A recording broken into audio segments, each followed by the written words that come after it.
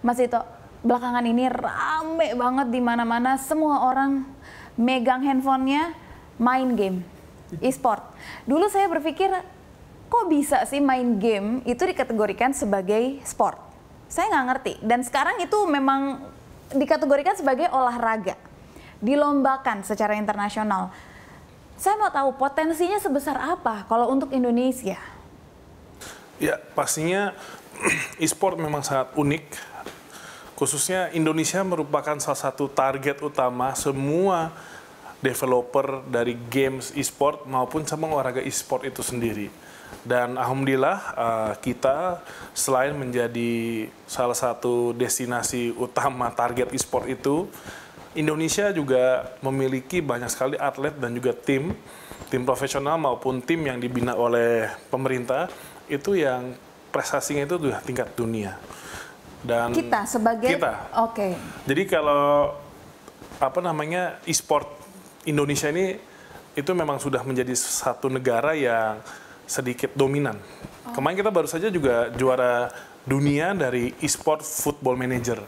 Jadi itu sepak bola. Itu kita juara dunia. Dan belum lagi di game-game seperti Mobile Legends dan game-game lainnya. Dan kita pun juga menjadi pemain juga. Selain pemain, kita juga mendevelop game lokal seperti Lokapala dan juga Battle of Grounds kalau tidak salah, itu sudah mendominasi juga di tingkat regional. Jadi ini suatu potensi olahraga dan industri yang sedang berkembang pesat, dan alhamdulillah Indonesia bisa keep up dan adaptasi, tidak hanya jadi penonton, tapi menjadi pemain maupun developer dari game itu sendiri. Oke. Berarti kalau kita bisa menjadi developer, ada nilai ekonominya di situ? Sangat besar. Kalau tidak salah, ada riset yang mengatakan dari e-sport di Indonesia itu perputarannya itu sampai belasan atau puluhan triliun. Tapi itu tercampur dari yang transaksi game internasional dengan lokal. Nah itu yang kita ingin kejar, bagaimana dari game lokal ini bisa menikmati dari perputaran ekonomi yang berjalan di ekosistem e-sport itu sendiri. Bentuk pengembangan apa atau pelatihan apa yang memang sudah pemerintah berikan kepada pemain-pemain e-sport kita atau mungkin developer kita? Ya, keberpihakan pemerintah saya rasa cukup signifikan. Sudah adanya suatu peraturan presiden terkait dengan pengembangan game nasional. Jadi ada keberpihakan bagaimana juga developer asing itu juga harus seperti melakukan TOT dengan developer lokal dan juga peningkatan SDM lokalnya. Jadi ke depan juga kami juga sedang mengkaji bagaimana event-event dari perlombaan e-sport atau kejuaraan yang dari asing ingin ada di Indonesia itu harus meningkatkan TKDN dan juga variabel lokal dari SDM kita yang lebih tinggi lagi. Mungkin nggak, ini masih dalam hayalan ya, mungkin atau tidak, semua game-game internasional itu tadi kan Mas Dito menyebutkan TKDN untuk bisa memproduksi di dalam negeri untuk yang TKDN tadi itu? Ya, itulah yang sedang kami perjuangkan, tapi juga kami kaji juga bagaimana caranya dengan dominasi games dari dunia luar yang mau masuk sini bisa kita, pertama bagaimana kita bisa memproteksi dari intellectual property yang lokal.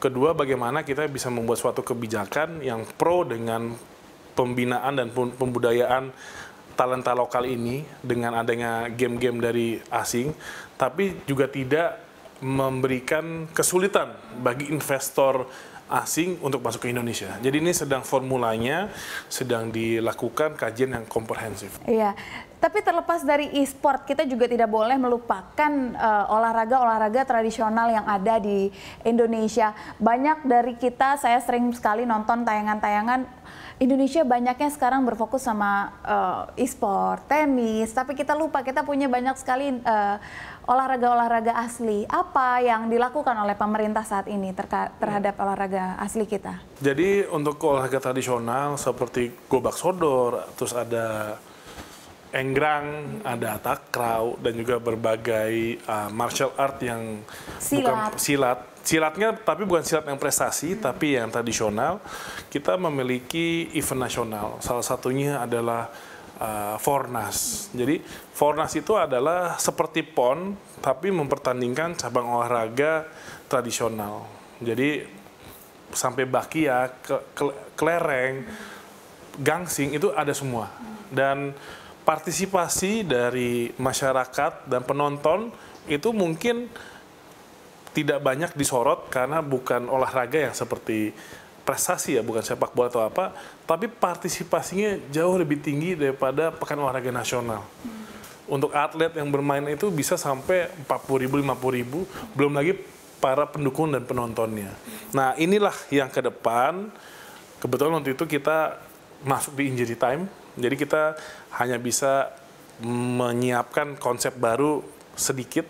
Tapi ini ke depan bagaimana yang tadi saya sebut Fornas ini bisa menjadi suatu unique selling dari Indonesia ke dunia internasional.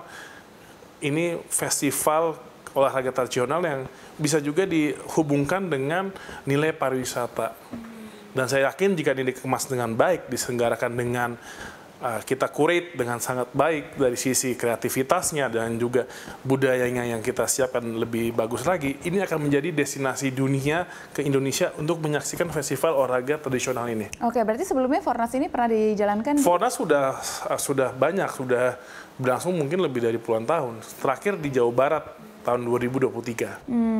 Lantas gimana caranya agar olahraga ini bisa lebih dikenal ya, tidak hanya kita saja segelintir yang tahu, walaupun memang tidak diikutkan secara olimpiade, tetapi paling tidak generasi-generasi kita yang baru pun tertarik untuk mengetahuinya. Itulah makanya saya ingin, alhamdulillah diberikan amanah lagi di sini, memang saya ingin si agenda nasional Fornas ini nantinya mungkin kita lebih detail micromanaging bagaimana packaging dan branding dari setiap perlombaan dan juga side event yang ada di Fornas ini harus lebih menarik lagi. Nah, ini adalah suatu tantangan yang saya rasa ini adalah hal yang effort besar, tapi ini dampaknya akan luar biasa. Itu baru lagi dari olahraga tradisional. Kita berbicara lagi dari olahraga-olahraga yang mungkin terdengar tetapi juga belum terangkul. Katakanlah olahraga seperti free dive. Itu juga masih belum juga terangkul. Karena saya salah satu atlet free dive juga. Nah, bagaimana nih dengan olahraga-olahraga yang juga semacam ini? Itu apa lagi upaya yang juga dilakukan oleh pemerintah? Free dive itu kan masuk di POSI ya. Iya. Kita baru saja waktu itu mengirim atlet ke kejuaraan dunia di Greece, Nikita ya. Nikita Vima, benar. Jadi prinsipnya untuk olahraga, khususnya yang prestasi seperti free dive dan lain-lainnya, itu bagi atlet yang memang memiliki potensi untuk menembus tingkatan dunia, pasti kita akan dukung. Nah, tapi juga ke depan pengembangannya kita juga harus melihat, berhitung mana saja olahraga yang harus kita fokuskan, mana yang memiliki target dunia, Olimpiade dan juga Asian Games. Baik juga untuk olahraga Paralimpiade sama halnya seperti itu. Jadi prinsipnya untuk olahraga ketika memiliki target dunia pasti kita support. Oke, dan sekarang gimana Anda bisa melihat peran masyarakat dan swasta untuk bisa berkolaborasi mendukung olahraga dalam negeri? Sangat besar. Alhamdulillah saat ini olahraga menjadi salah satu tujuan khususnya para swasta, baik itu dari produk FMCG maupun dari perusahaan-perusahaan multinasional companies yang besar-besar, ingin berpartisipasi ramai-ramai mendukung olahraga Indonesia. Apalagi dengan adanya sportainment. Apa pandangan Anda tentang sportainment? Ya, sportainment adalah salah satu yang kami fokus untuk dorong, karena sportainment itu pertama bisa cepat membudayakan olahraga tersebut dan juga bagaimanapun bisa mendongkrak dari sisi industrinya. Yang ujungnya apa? Ujungnya bagaimana olahraga menciptakan yang tadi saya sampaikan, kesejahteraan dan juga nilai ekonomi. Ujung-ujungnya kalau industri nyala, ekosistem nyala, pembinaan makin nyala. Ujungnya prestasi juga tertolong. Dan kami juga ada fokus di sini kedeputian pengembangan industri olahraga. Ini baru ada di pemerintahan yang sekarang. Dan salah satunya adalah sportainment itu. Sportainment itu. Gimana caranya kita agar bisa melihat bahwa industri olahraga ini masih memiliki nilai-nilai ekonomi? Ya, pastinya kita harus curate, kita harus melihat tidak semua olahraga itu memang memiliki sisi industri atau ekonominya. Ada olahraga-olahraga yang memang untuk kebanggaan nasional. Misalnya seperti atletik, akuatik. Itu kan mau kita modifikasi sedemikian rupa agak sulit dibikin sisi sportainment-nya.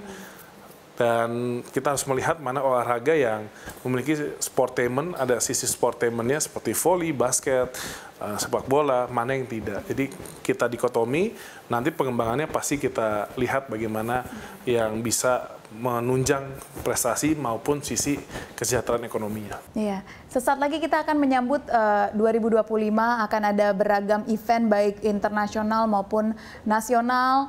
Apa yang mungkin Mas Menteri bisa sampaikan kepada masyarakat yang akan menghadiri event-event olahraga dalam negeri maupun luar negeri kepada semua masyarakat Indonesia? Apalagi kita juga belajar dari PON Aceh kemarin agar tidak terulang lagi kejadian serupa, Mas Menteri. Ya, pastinya ini di 2025 dan akhir 2024 ini masih banyak pertandingan baik dari sepak bola, basket, volley, badminton, ini yang dilakukan di nasional. Pastinya ya kita selalu menghimbau bagaimana masyarakat bisa berpartisipasi untuk hadir, menonton, dan mendukung, beli tiket. Tapi juga bisa menjaga... Beli tiket resmi ya, Mas? Resmi dong. Tapi juga bisa menjaga ketertiban. Ya. Dan saya yakin saat ini atmosfer dan ekosistem dari olahraga kita makin baik. Dan di 2025 ini insya Allah ada beberapa kejuaraan dunia yang akan ada di Jakarta. Salah satunya kejuaraan dunia gimnastik. Kita mendapatkan keberkahan dipilih menjadi tuan rumah. Dan juga di 2025 juga kontingen Indonesia akan bertanding di SEA Games dan Para SEA Games. Jadi mohon doa dan dukungan. Di-spill dong Mas, acara gimnastiknya apa? Biar penonton CNBC Indonesia nonton. Nanti rencana ada di Indonesia Arena dan JCC, kejuaraan dunia gimnastik yang kalau di Olimpiade gimnastik merupakan cabang olahraga yang sangat dominan. Sangat dominan, oke. Terima kasih banyak Mas Menteri atas waktunya untuk CNBC Indonesia. Tentunya kita berharap semoga industri olahraga bisa terus sukses ke depannya. Terima kasih. Dan benar-benar bisa menghasilkan dan membawa bangga Indonesia. Terima kasih Mas Menteri atas waktunya. Sehat dan sukses selalu untuk Anda. Ya pemirsa, CNBC Indonesia telah menghadirkan diskusi bersama dengan Menpora Republik Indonesia. Terus saksikan CNBC Indonesia Beyond Business.